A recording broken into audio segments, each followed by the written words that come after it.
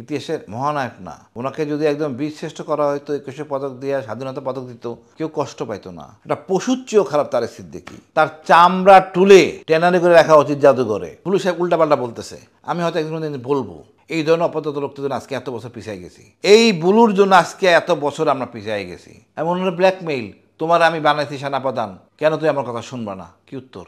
General Aziz এই অফিসারটা regimented officer, কিন্তু দুর্নীতিপরায়ণ। দুর্নীতিপরায়ণ বলতে বলবো কি, উনি দুর্নীতিপরায়ণ পরিবারের, আর তার পরিবারটাকে দুর্নীতি করাইছে কিন্তু হাসিনা। জোসেফ টোসেফের সাথে আমার কথা হয়েছে জেলখানায়, তারা হাসিনার বডিগার্ড ছিল। সুতরাং যদি সুবিধা পাওয়া যায়, অনৈতিক সুবিধা নিছেন। উনি আনুগত্য পোষণ করেন ওরকম একটা জেনারেল, যেটা অন্য জেনারেল করবেন না। অন্য জেনারেল করবেন না। উনি পা চাটবেন হাসিনার, কোনো অসুবিধা নাই। নেত্রীর পা চাটছি, পীর সাহেবের পা চাটি না, তা নেত্রীর পা চাটছি, যেন আজি সেই। বাট আর্মির অফিসারদের জন্য তেমন ক্ষতিকর না। সমস্যা হলো ব্যক্তিগতভাবে ক্ষমতায় লোভী। যেন শফি একই ক্যারেক্টার, তাতে অতিরিক্ত ক্যারেক্টার হলো গিয়ে উনি অনৈতিক মাইবাস। সেম এয়ারফোর্সের লাস্ট জেনারেল, বর্তমান জেনারেল যিনি, ওনার হলো গিয়া উনি যত ভালোই হোক, কিন্তু উনি আত্মীয়, এটা বড় মাইনাস পয়েন্ট।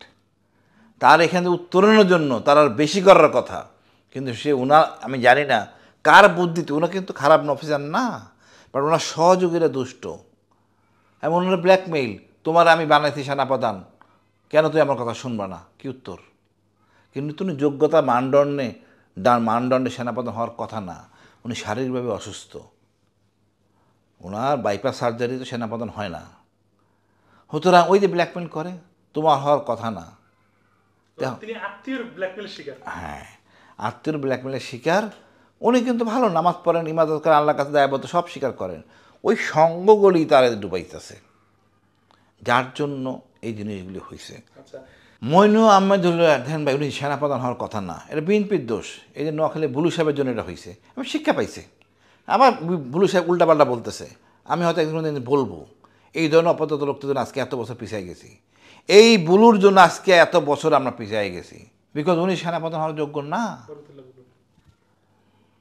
এবং আমাদের সেনাবাহিনীতে গিফট নেওয়া ব্যাপারে একটু দুর্বলতা আছে।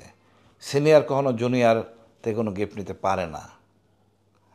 উনি একটা অনুষ্ঠানে, একটা কোনো সেরিমনিতে গোল্ডের গিফট নিয়েছিলেন সংঘবদ্ধ অফিসারদের পক্ষ থেকে, যেটা ছিল অনৈতিক, রিপোর্ট আছে এটা। উনি কোনো মানদণ্ডে সেনাপ্রধান হন না, বানাইছেন, এখন শিক্ষা পাইছেন, এটাই তো নিয়ম, ইতিহাস তাই বলে।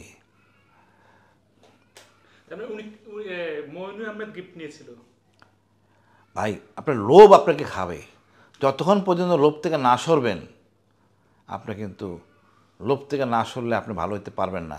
লোভ আপনি নিজে লোভী না হলে হবে না, আপনি নিজে একা হলে হবে না, আপনার পরিবার হইতে হবে ওরকম নির্লোভ। ফাও ডাক দিল খাই আসলাম, আমি কিন্তু এটা পছন্দ করি না। আচ্ছা, তারেক সিদ্দিকী এটা মানুষের পর্যায়ে পড়ে না, এটা পশু চেয়েও খারাপ। আপনি দেখেন টাকা পয়সার লেনদেন কী অবস্থা, এটা পশুর চেয়েও খারাপ তারেক সিদ্দিকী। তাকে তো না খায় মারতে বলছিলাম না, তার চামড়া তুলে টেনারি করে রাখা উচিত জাদুঘরে। তারেক সিদ্দিকীর চামড়া তুলে টেনারি করে রাখা উচিত। এরকম একটা পশু আমাদের ছিল। লোকটা জ্ঞানী, কিন্তু ওই যে দেখেন লোভে পড়ে গেছে, একটা লোভে পড়ে রয় চক্করে পড়া শেষ, এবং শেষ করছে। উনি জানেন আমি কোনো অপরাধ করি নাই, তারপর আমাকে ওই যে ইন্ডিয়ান আমি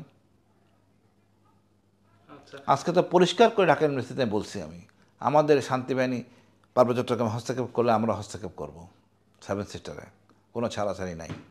আচ্ছা, তো জেনারেল ওয়াকার কি ইতিহাসের মহানায়ক হতে পারতেন, কিন্তু খলনায়ক বলেন অনেকে?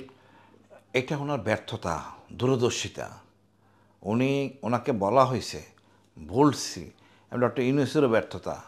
ইতিহাসের মহানায়ক না, ওনাকে বীরশ্রেষ্ঠ করলেও কেউ কষ্ট পাইত না। ওনাকে যদি একদম বীরশ্রেষ্ঠ করা হয়তো, 21 পদক দিয়ে স্বাধীনতা পদক দিত, কেউ কষ্ট পাইত না। একটা লোক যদি তার 3 তারিখে ঘোষণায় যে আমি আর গুলি করব না, যদি একটা লোক মারা বেঁচে যায়, তার জন্য সেই প্রশংসা সে দাবিদার, সে বিপ্লবের অংশ। কিন্তু সমস্যা বাধাইছে ওনার আচরণবিধি, পরবর্তী আচরণবিধিগুলি ঠিক হয় নাই। আচ্ছা, মানে আওয়ামী লীগের প্রতি তার তো দরদ, একজন সেনা অফিসার, সেনা অফিসার। সেনাবাহিনীদের অভিভাবক তিনি। আওয়ামী লীগের প্রতি দরদ মানে কি? সবাই তো বলে, আমাদের সুশীলরা বলে না ইনক্লুসিভ নির্বাচন, সবাইকে নিয়ে নির্বাচন। আমাকে সেদিন এক উপদেষ্টালে দেখা হয়েছে, এইভাবে আওয়ামী লীগকে বন্ধ না করে যে আইনের মাধ্যমে বন্ধ করতাম তো ভালো হইতো। তা আইনের মাধ্যমে বন্ধ না করলে এতদিনে যে ফাড়াই ফেলতো আওয়ামী লীগ গোলাবালু করিয়া, মানে আগুন লাগালে কী করতো আওয়ামী লীগ, যে চরিত্রের পারতে সামাল দিতে উপদেষ্টা পারতেন না। তো যখন যেটা করা দরকার তা করবেন। আপনারা আমাদের এই ধর্মীয় দলগুলিকে ব্যান করেন নাই এক্সিকিউটিভ আদেশে? তো সমস্যা কোথায়? আওয়ামী লীগ তো এই কাজই করছে, একটা যথেষ্ট। বিডিআর হত্যার সাথে আওয়ামী লীগ জড়িত, ওয়ান ইজ এনাফ আওয়ামী লীগকে চিরতরে ব্যান করে দেওয়া। আচ্ছা, তো আবার আরেকটা যেটা বললাম যে আওয়ামী লীগের প্রতি তার সেনাবাহিনী, এই সেনাপ্রধানের দরদ। আবার আরেকটা প্রশ্ন অনেকে বলে যে তিনি সেনাপ্রধান হয়েছেন, বাট তিনি তো জানতেন কারা গুম হয়েছেন, যদিও তিনি ছোট অফিসার ছিলেন তখন। না, তখন ছোট অফিসার ছিলেন না। সেনাপ্রধান হওয়ার আগে উনি দীর্ঘদিন লেফটেন্যান্ট জেনারেল ছিলেন, তার আগে মেজর জেনারেল ছিলেন, ঢাকা শহরেই ছিলেন, জেনারেল আজমি ছিলেন। এই জায়গায় উনি জানতেন না? উনি ভালো জানতেন। আমি ছিলাম, উনি জানতেন না? ভালো জানতেন, বাট করার সক্ষমতা ছিল না। হাসানের বিপক্ষে কথা বললে আপনি শেষ।